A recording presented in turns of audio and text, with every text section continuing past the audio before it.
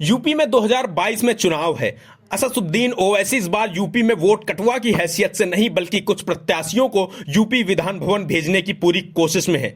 इसके लिए वो छोटे दलों से गठबंधन की बात कर रहे हैं, साथ ही खुद यूपी को मथ रहे हैं। इसी सिलसिले में रविवार को ओवैसी कानपुर पहुंचे। इस दौरान उन्होंने सपा, बसपा, भाजपा, कांग्रेस सभी पर जमकर हमला बोला। तुम समाजवादी पार्टी को एक होकर वोट दोगे? क्या तुम एक होकर बीएसपी को वोट दोगे? क्या तुम एक होकर कांग्रेस को वोट दोगे? क्या तुम एक होकर बीजेपी को वोट दोगे? तो फिर किसको वोट दोगे? नहीं, आप मुझे नहीं, अपने आप को वोट देंगे इस बार इंशाअल्लाह ताला। साथ ही मुसलमानों से सीधा संवाद भी किया।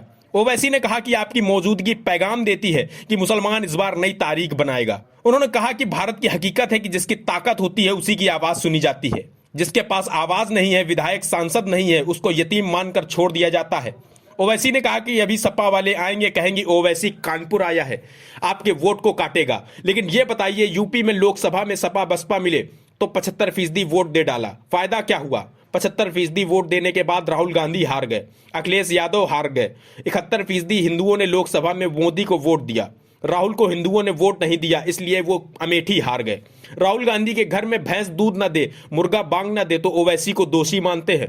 सीए को लेकर काला कानून मैंने लोकसभा में मोदी शाह के सामने विरोध किया। का जब कानून पार्लियामेंट में बनाया जा रहा था, पूरी पार्लियामेंट में बीजेपी के 300 एमपी के सामने, अमित शाह के सामने किसने बताया कि 80 का कानून काला कानून है?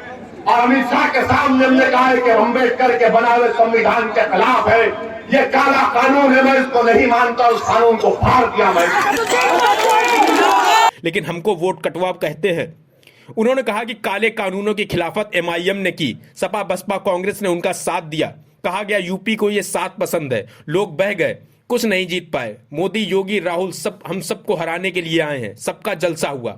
उन्होंने कहा कि अब एक होने का समय आ गया है। वहीं योगी का जिक्र करते हुए कहा कि योगी मोदी हैदराबाद पहुंचे थे। डीसीपी ने मुझसे कहा, ओवैसी साहब आपको दिक्कत तो नहीं है? हमने कहा हमारे अब्बा की मीनार है, करने दो जलसा। दामन में जलसा किए, कांग्रेसी कह रहे थे कि हमको जलसा करने नहीं देगी मजलिस। हमने कहा करो चार मीनार के दामन में। हमारे लोकल डीसीपी साहब बोले कि सर आपको कोई इतराज नहीं हो। हम क्यों इतराज है, कोई कहीं पे कर सकता। जलसा किए, मीडिया के लोग आकर पूछे कि इनका जलसा हुआ। मैंने कहा हाँ, ये चार मीनार हमारे अब्बा की इमारत है। ओवैसी ने कहा कि हम मुसलमानों को एक होकर वोट देना है। इससे पहले सीए एनआरसी विरोध के दौरान हुई फायरिंग में मारे गए युवकों को ओवैसी ने शहीद बताया।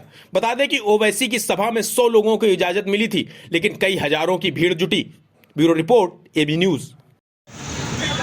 AIMIM के राष्ट्रीय अध्यक्ष असदुद्दीन ओवैसी आज पहुंचे कानपुर। एक सभा को संबोधित किया। सभा को संबोधित करते हुए उन्होंने अन्य दलों पर निशाना साधते हुए मुस्लिम समुदाय के लोगों को एकजुट होकर 2022 के चुनाव के लिए वोटिंग की अपील की।